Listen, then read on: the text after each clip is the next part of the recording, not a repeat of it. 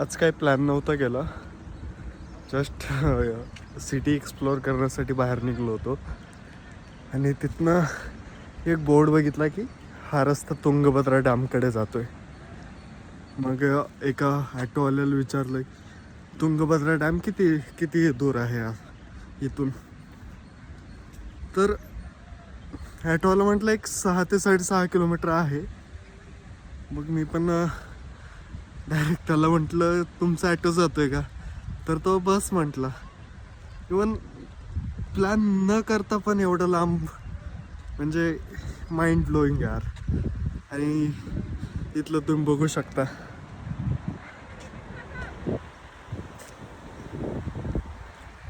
हे 3 तास होते माझ्याकडं. मला वाटलं की हॉटेलमध्येच आराम करावा कारण माझी 1 वाजता ट्रेन होते.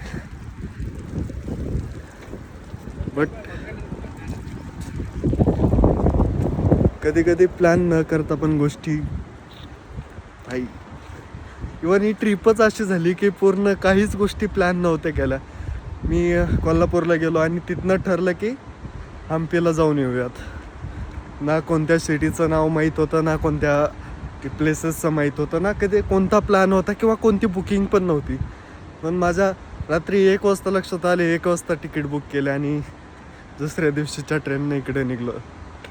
नाही, आज 3रा दिवस आहे इथे हम्पीमध्ये. होसापेठमध्ये आज थांबलो होतो कारण माझी 1 वाजता रिटर्नची बुकिंग आहे.